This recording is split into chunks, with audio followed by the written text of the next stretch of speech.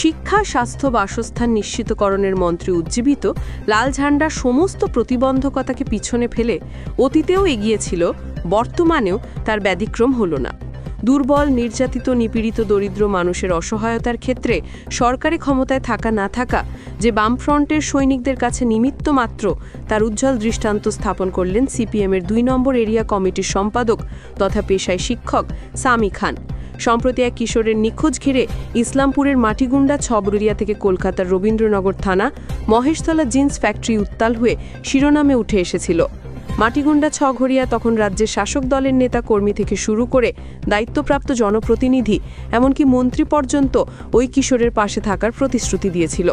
বিরোধী দলের নেতৃত্বরাও পাশে থাকার আশ্বাস দিয়েছিল, কিন্তু একমাত্র প্রতিশ্রুতি পূরণ করলেন শুধুমাত্র বাম নেতা সামি খান। আমরা বলছি না ওই কিশোরের জন্মদাত্রী মা এমনটাই জানিয়েছেন, সিপিএম পার্টি না থাকলে বা সামি খান না থাকলে হয়তো আমরা আমাদের বাচ্চা পেতামই না। ধন্যবাদ জানাই সিপিএম পার্টিকে এবং সামি খানকে। আমার সামি খান বাবু যদি না হতো তা আমার বাচ্চারা বাইর হতো না। আমার বাচ্চার জন্য অনেক খাটছে, আমি সবখানেই আমি নাম করব। আমার সামি খান বাবু অনেক খাটছে, আমার বাচ্চাদের জন্য খাটলো, আর এখনো আমার বাচ্চাদের খোঁজ খবর নিচ্ছে, আর বাচ্চাকে আমাকে দেখতে আসছে। আমার কিরকম আমার বাচ্চার উপরে মানে দরদ আছে, যে সব সময় কলকাতা থাকলে ওখানে সব সময় ফোন, যে বাচ্চা আসছে না আসছে, বাচ্চা কেমন আছে। ওখানে হোমের যতগুলো ম্যাডাম আছে সবার সাথে মিললো আর কথা বললো। এই বাবু না হতো, সেমিখান বাবু না হতো তো আমার বাচ্চারা বাইর হতো না। কি হতো আমার বাচ্চারা, ওই কথাটা বলছি। এই যদি না হতো আমার সেমিখান বাবু, আমার বাচ্চারা বাইর হতো না। উচ্চ মাধ্যমিক পর্যন্ত কিশোরের পড়াশোনার দায়িত্ব নিলেন সিপিআইএম ২ নম্বর এরিয়া কমিটির সম্পাদক সামি খানও। এতক্ষণে হয়তো আপনারা ওই কিশোরের বিষয় জেনে গিয়েছেন, তাও ঘটনার বিবরণে জানিয়ে রাখি, সম্প্রতি উত্তর দিনাজপুর ইসলামপুরের ছঘরিয়ার এক নাবালক যুবককে কলকাতার রবীন্দ্রনগর থানার মহেশতলা এলাকায় একটি জিন্স ফ্যাক্টরিতে উল্টো করে ঝুলিয়ে ইলেকট্রিক শক দেওয়ার ভিডিও ভাইরাল হয়। এরপর ওই কিশোরকে খুঁজে পাওয়া যাচ্ছিল না। রবীন্দ্রনগর থানার পুলিশ প্রায় ৪২ দিন পর ওই কিশোরকে উদ্ধার করে এবং তাকে নিয়ে যাওয়া হয় রবীন্দ্রনগর থানায়। তারপরে ওই কিশোরকে দিয়ে দেওয়া হয় হোমে, এবং হোম থেকে রবিবার সেই কিশোর বাড়ি ফেরে। তার সঙ্গে দেখা করতে আসে ইসলামপুর সিপিআইএম ২ নম্বর এরিয়া কমিটির সম্পাদক সামি খান। সামি খান বলেন, এই বাচ্চাটিকে অনেক টর্চার করা হয়েছে এবং হ্যারাসমেন্ট করা হয়েছে, তার ক্ষতিপূরণ কে দেবে? এবং তিনি আরও বলেন, এই বাচ্চাটির দ্বাদশ শ্রেণী পর্যন্ত পড়াশোনার দায়িত্ব নিলেন এবং পরিবারকে আশ্বস্ত করলেন সামি খান। দেখুন, ওরা যেটা বললো ওদের ভালোবাসা, কিন্তু আমি এটাই বলবো, আমি বলে কিছু নেই। আমাদের গোটা পার্টিটাই আমরা এই বাচ্চাটাকে উদ্ধারের পিছনে, আমাদের সিপিআইএম ইসলামপুর এরিয়া 2 থেকে শুরু করে জেলা পার্টি, রাজ্য পার্টি, এবং রাজ্য সম্পাদক মোহাম্মদ সেলিম পর্যন্ত সব ধরনের খবর নিয়েছেন। তো আমির বিষয় নেই, আমাদের গোটা পার্টিটা এখানে, আমরা এই বাচ্চার পিছনে আমরা যথেষ্ট পরিমাণে আমরা যেভাবেই হোক বাচ্চাটা উদ্ধারের বিষয়ে আমরা চিন্তিত ছিলাম এবং আমরা আমাদের চেষ্টা করেছি। বিষয় হচ্ছে যে পরিবারের লোক, ওর মা এবং ওর কাকা যেটা বলল, এই বিষয়টাকে খুব গুরুত্ব দেওয়া দরকার। একজন বাচ্চা ৪২ দিন পর, ৪০ দিন পর হঠাৎ করে আসলো, কোথায় ছিল, কিভাবে আসলো, এটা আজ পর্যন্ত পশ্চিমবঙ্গের ব্যর্থ পুলিশ, পশ্চিমবঙ্গের ব্যর্থ পুলিশের ব্যর্থ অপদার্থ মুখ্যমন্ত্রী, পুলিশ মন্ত্রী মমতা, তারা কেউ বলতে পারলো না। তারপরে যাই হোক, ৪২ দিন পর বাচ্চা নিজেই আসলো না কেউ এনে ছেড়ে দিল, এটা এখনো জানা গেল না। তারপরে পুলিশ বাড়িতে আসলো, রবীন্দ্রনগর মহেশতলা থানার পুলিশ এসে বাচ্চাকে নিয়ে গেল। নিয়ে যাওয়ার পর যেদিন বাচ্চা নিয়ে যাচ্ছিল সেদিন পুলিশ বলেছিল যে আমরা এটা নিয়ম আছে, বাচ্চা উদ্ধার হলে তাকে হোমে দিতে হবে, আমরা কয়েকদিন পরেই বাচ্চাকে দিয়ে দেবো। কয়েকদিন করতে করতে করতে করতে প্রায় ২.৫ থেকে ৩ মাস পর বাচ্চা আজকে হোম থেকে ফিরলো। ২-৩টা হোমে থাকার পর বাড়ি বাচ্চা শুক্রবার রাত ৩টা, ৩:৩০টার দিকে রাতে তারা পৌঁছেছে। এটা তো হওয়ার কথা ছিল না।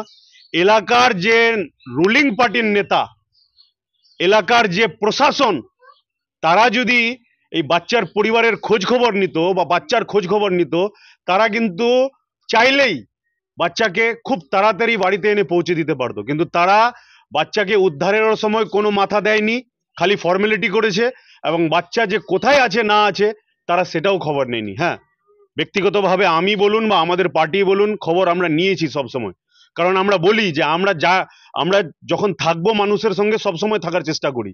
আমি প্রতি 1 দিন 2 দিন 3 দিন বাদে আমি কখনো ওনাকে ফোন করেছি, কখনো আরো যারা আছে তাদের ফোন করেছি, ওরা বলেছে এখনো হোমে আছে। ব্যক্তিগতভাবে আমি হোমে কথা বলেছি, হোমের যারা ইনচার্জ ছিল।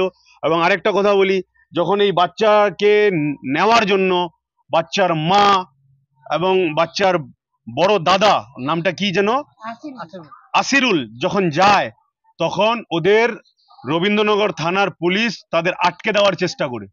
আমি তাৎক্ষণিক সেখানকার পার্টির এরিয়া কমিটির সম্পাদককে ফোন করি। এরিয়া কমিটির সম্পাদক ওখানে ফোন করে নিজে যায়, তারপরে তাদের ওখান থেকে তারা মানে পুলিশ ছাড়া দেয়, না হলে ওদের আটকে দেওয়ার চেষ্টা। এবং খুব অকথ্য ভাষায় গালিগালাজ করেছে যে তোমরা লুকিয়ে রেখেছিলে টাকার জন্য, তোমরা দোষী। আরে যদি এরাই দোষী তাহলে ওই তদন্তটাও তো করো, ওটাও তো তদন্ত করে বের করো।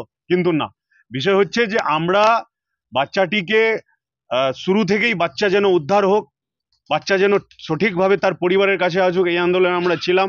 এখন একটাই কথা বলবো, বাচ্চা 3 মাস পর বাড়ি এসেছে অনেক কষ্টে।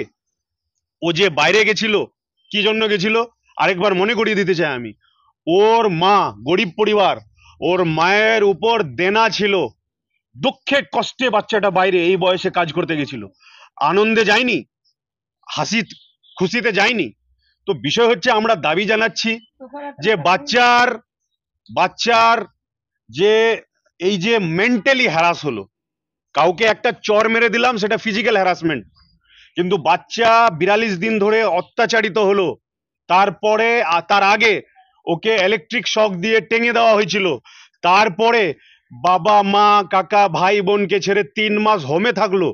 এটা কি মানসিক অত্যাচার না? This is call mental harassment, mental torture. এই মেন্টাল টর্চারের ক্ষতিপূরণ হবে না? কেন হবে না? হওয়া উচিত। প্রশাসনকে এই বাচ্চাকে এই মেন্টাল টর্চারের ক্ষতিপূরণ দেওয়া উচিত। এবং আপনাদের মাধ্যমে আজকে আমরা আরেকটা কথা জানিয়ে দিচ্ছি, এখানে আমাদের এরিয়া কমিটির সদস্য আছেন, কমরেড সুনীল দাস আছেন, আমাদের প্রদীপ দাস আছেন, লক্ষ্মী দাস আছেন, আমাদের সাহিরুল ইসলাম আছেন, নাসির আলম আছেন, আমাদের আরো নেতৃত্বরা আছেন আমাদের এখানে। আমি একটা ইসরাইল ভাই আছেন, আমি একটা যুব নেতা অবেদুল্লাহ আছেন। সবার উপস্থিতিতেই আমি একটা কথা আপনাদের সামনে এখানে বলছি যে এই বাচ্চা 14 বছর বয়স, একে যদি এখন আমরা 8-এ অ্যাডমিশন করাই, 8 থেকে 12 পর্যন্ত, ক্লাস 8 থেকে 12 পর্যন্ত এই বাচ্চার পড়াশোনার সব রকম দায়িত্ব আমাদের পার্টি আমরা নিচ্ছি। আমাদের এরিয়া ট্যুর তরফ থেকে এর স্কুলের বই থেকে ব্যাগ থেকে খাতা পর্যন্ত, স্কুলের ফিস যত রকম 12 পর্যন্ত আমরা এর দায়িত্ব নিচ্ছি। উচ্চ মাধ্যমিক পর্যন্ত আমরা এরিয়া কমিটির তরফ থেকে এই বাচ্চার দায়িত্ব নিচ্ছি। কিন্তু এই বাচ্চা যে এই যে এত ব্যাড ফেজ, এত খারাপ পরিস্থিতির মধ্যে দিয়ে গেল, সেই বাচ্চার কিন্তু মানে তাকে ক্ষতিপূরণ এর পরিবারকে অবশ্যই দেওয়া উচিত। সরকার প্রশাসন ক্ষতিপূরণের কাজটা তো আমরা করতে পারবো না, কিন্তু আমাদের যতটা সামর্থ্য আমরা যতটা করতে পারবো আপনাদের মাধ্যমে আমরা জানাচ্ছি। এর উচ্চ মাধ্যমিক পর্যন্ত পড়াশোনার দায়িত্ব আমরা নিচ্ছি। সব মিলিয়ে সবাই ভুলে গেলেও ওই কিশোরকে ভোলেনি লাল ঝান্ডার আশ্রয়ে থাকা সামি খান।